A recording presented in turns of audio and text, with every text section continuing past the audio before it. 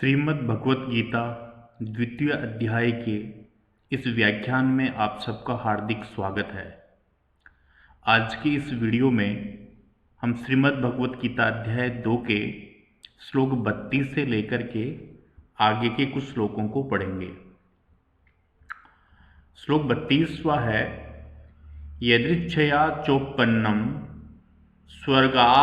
स्वर्गद्वारम अपावृतम सुखिनः क्षत्रिया पार्थ लभन्ते युद्धमिद्रसम। सुखी क्षत्रिय का दायित्व है या भाग्यवान क्षत्रिय का दायित्व है कि वह युद्ध करे। समाज और राष्ट्र की रक्षा के लिए, सत्य की रक्षा के लिए, धर्म की रक्षा के लिए उसको युद्ध करना ही चाहिए। और ये जो युद्ध का अवसर है वो भाग्यवान क्षत्रियों को ही प्राप्त होता है। हर किसी व्यक्ति को युद्ध का सौभाग्य प्राप्त नहीं होता। इस प्रकार से भगवान श्री कृष्ण अर्जुन को इस श्लोक के माध्यम से समझाने का प्रयास कर रहे हैं। कहते हैं पार्थ कि हे पार्थ, हे अर्जुन, यदृच्छया अपने आप, यदृच्छया अर्थात अपने आप, उपपन्नम च उपपन्नम, उपपन्नम अर्थात प्राप्त हुए, स्वर्ग द्वारम अपावृतम, अपावृतम अर्थात खुले हुए, स्वर्ग द्वारम स्वर्ग के द्वार रूप, यदृच्छया अपने आप, उपपन्नम प्राप्त हुए, स्वर्ग द्वारम स्वर्ग के द्वार को, अपावृतम खुले हुए स्वर्ग के द्वार को या स्वर्ग द्वार रूप को, ईदृशम, ईदृशम अर्थात इस प्रकार के युद्धम युद्ध को, सुखिनः क्षत्रियः लभन्ते जो सुखी क्षत्रिय हैं, सुखी मतलब भाग्यवान, जो भाग्यवान क्षत्रिय हैं वे भाग्यवान क्षत्रिय ही इस प्रकार के युद्ध के अवसर को प्राप्त करते हैं। और वो युद्ध कैसा है? यदृच्छया अर्थात अपने आप, उपपन्नम, उपपन्नम अर्थात प्राप्त हुआ, अपने आप प्राप्त हुए, इस प्रकार का जो युद्ध का अवसर है जो कैसा है? स्वर्ग द्वारम अपावृतम, स्वर्ग के द्वारों को अपावृतम खोलने वाला है, स्वर्ग के द्वारों को खोलने वाला। इस प्रकार से अपने आप ये जो युद्ध का अवसर प्राप्त हुआ है ये निसंदेह भाग्यवान क्षत्रियों को प्राप्त होता है और इस अवसर को तुम्हें प्राप्त करना चाहिए, इसका तुम्हें लाभ लेना चाहिए। तो कहते हैं कि हे पार्थ, अपने आप प्राप्त हुए और खुले हुए स्वर्ग के द्वारों के समान के रूप में ये जो इस प्रकार का युद्ध है वह युद्ध भाग्यवान क्षत्रिय ही प्राप्त करते हैं। तो भगवान कृष्ण अर्जुन को इस श्लोक के माध्यम से युद्ध में प्रवृत्त होने की सलाह देते हैं, उनको उपदेश देते हैं, अर्जुन का मार्गदर्शन करते हैं। अब यहाँ पर जैसे यदृच्छया शब्द है, ये तृतीया विभक्ति का शब्द है। उपपन्नम जो शब्द है उपसर्ग पूर्वक पद धातु और कृत प्रत्यय इसमें है और द्वितीय एक वचन में इस प्रकार से ये बना है। तो व्याकरणिक दृष्टि से भी इन श्लोकों का बड़ा अधिक महत्व है, इन शब्दों का बड़ा अधिक महत्व है। आपको व्याकरणिक दृष्टि से भी इनको अच्छे से समझना चाहिए। अब जैसे लभन्ते शब्द है, लभन्ते में लब धातु है और लट लकार आत्मनेय पदम में प्रथम पुरुष बहुवचन का ये रूप है, लभन्ते इस प्रकार से बना है। क्षत्रिय इसका कर्ता पद है, लभन्ते क्रियापद है। सुखिनः क्षत्रिया, यह सुखिन जो शब्द है वो विशेषण है, यह क्षत्रिय जो शब्द है वो विशेष्य है। जो विभक्ति विशेष्य में होगी वही विभक्ति विशेषण में भी होगी। इस प्रकार से व्याकरणिक दृष्टि से हमें इनको समझना चाहिए। अग्रिम श्लोक है अथ चेतत्विमं धर्म्यं संग्रामं न करिष्यसि ततः स्वधर्मं कीर्तिं च हित्वा पापम अवाप्स्यसि।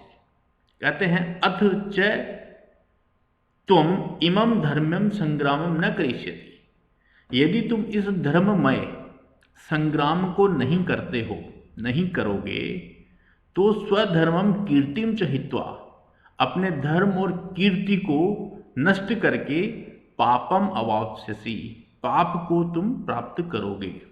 अर्जुन को कहते हैं कि ये जो धार्मिक कार्य है, ये जो सामाजिक राष्ट्रीय कार्य जो तुम्हें मिला है, युद्ध करके समाज की रक्षा का कार्य और समाज में धर्म की पुनर्स्थापना का जो दायित्व तुम्हें मिला है, यदि तुम इस दायित्व को पूर्ण नहीं करते हो तो निसंदेह तुम पाप को प्राप्त करोगे। कहते हैं च चेत त्वम इमं धर्म्यम, यदि चेत यदि त्वम यानी तुम, इमं इस धर्म्यम धर्मयुक्त संग्राम को न करिष्यसि नहीं करोगे, ततः तो स्वधर्मम अपने धर्म को, कीर्तिम च और कीर्ति को, हित्वा नष्ट करके, समाप्त करके अथवा खो करके, पापम पाप को, अवाप्स्यसि प्राप्त करोगे। पापम अवाप्स्यसि तुम पाप को प्राप्त करोगे। ये जो युद्ध है वह धार्मिक कार्य है, क्योंकि तुम धर्म की स्थापना के लिए युद्ध कर रहे हो, अपने व्यक्तिगत स्वार्थ के लिए नहीं। और उस धर्म रूपी कार्य अर्थात संग्राम को, युद्ध को नहीं करके तुम किसे प्राप्त करोगे? स्वधर्मम कीर्तिम च हित्वा, अपने धर्म और कीर्ति को नष्ट करके, पापम अवाप्स्यसि पाप को प्राप्त करोगे। यहाँ पर त्वम के साथ में, त्वम मध्यम पुरुष एक वचन का है, तो यहाँ पर विभक्ति भी मध्यम पुरुष एक वचन की रहेगी। ये लिट लकार है, भविष्य काल में इसका प्रयोग होता है। करिष्यति, करिष्यतः, करिष्यन्ति, करिष्यसि, करिष्यतः, करिष्यतः, करिष्यामि, करिष्यावः, करिष्यामः, इस प्रकार से इसके रूप चलते हैं। अग्रिम श्लोक है अकीर्तिं चापि भूतानि कथयिष्यन्ति ते व्ययाम् संभावितस्य चाकीर्तिं मरणादतिरिच्यते। इस श्लोक के माध्यम से ये कहते हैं अकीर्तिम चापि भूतानि कथयिष्यन्ति ते व्ययाम संभावितस्य चाकीर्तिर मरणादतिरिच्यते। अर्थात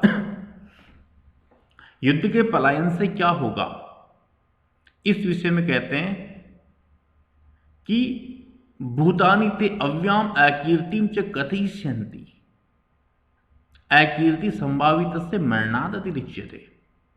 अर्थात भूतानि यानी सब लोग, ते तुम्हारी, तेरी, अव्याम, अव्याम यानी जो नष्ट नहीं होने वाली, व्यय को हम कहते हैं नष्ट होने वाला, व्यय है नष्ट होने वाला, और अव्याम हो गया नष्ट नहीं होने वाला, दीर्घ काल तक स्थापित रहने वाला, समाप्त नहीं होने वाली। अकीर्तिम, तुम्हारी जो अकीर्ति है, तुम्हारा जो अपयश है, उस अपयश को कथयिष्यन्ति कहेंगे। यदि तुम इस युद्ध से पलायन करते हो तो समाज और लोग बहुत काल तक नष्ट नहीं होने वाली तुम्हारी कीर्ति को कहेंगे, तुम्हारे अपयश को कहेंगे। आने वाली पीढ़ियां तुम्हें गलत दृष्टिकोण से देखेगी, तुम्हारा अपयश होगा, तुम कायर कहलाओगे। और कायर कहलाना क्या है? संभावितस्य, जो माननीय पुरुष हैं, जो इज्जत युक्त पुरुष हैं, जिनका समाज में वर्चस्व होता है, जो माननीय होते हैं, सज्जन होते हैं, ऐसे पुरुषों के लिए अकीर्ति, जो अकीर्ति है अर्थात जो अपयश है, वह मरणात् अतिरिच्यते, वो मरने से भी अतिरिच्यते, और भी अधिक बुरा है। संभावित जो व्यक्ति हैं अर्थात जो माननीय व्यक्ति हैं उनके लिए मरना तो आसान है, लेकिन अकीर्ति अर्थात अपयश को लेकर के जीवन जीना उनके लिए मुश्किल हो जाता है। तो तुम युद्ध नहीं करोगे, ये धर्म युद्ध यदि तुम नहीं करोगे तो आने वाली पीढ़ियां तुम्हें गलत दृष्टिकोण से देखेंगी, तुम्हारा अपयश होगा, तुम्हारी अकीर्ति होगी और वो तुम्हारे लिए मरने से भी और अधिक अतिरिच्यते बुरी होगी। इसलिए तुम्हें क्या करना चाहिए? तुम्हें इन सब संभावनाओं को त्यागते हुए, इन सब विचारों को दूर करते हुए अपने कर्तव्य पथ के रूप में युद्ध को प्रारंभ करना चाहिए। तुम्हें युद्ध करना चाहिए क्योंकि ये धर्म युद्ध है और धर्म युद्ध तुम्हारा कर्तव्य है। ये केवल तुम्हारे लिए नहीं होकर के समाज और राष्ट्र के लिए है और समाज और राष्ट्र के इस पुनित कार्य को तुम्हें पूर्ण मनोयोग से पूरा करना चाहिए। इस प्रकार से भगवान कृष्ण अर्जुन को युद्ध करने के लिए सलाह देते हैं, युद्ध में प्रवृत्त होने के लिए उपदेश देते हैं। धन्यवाद।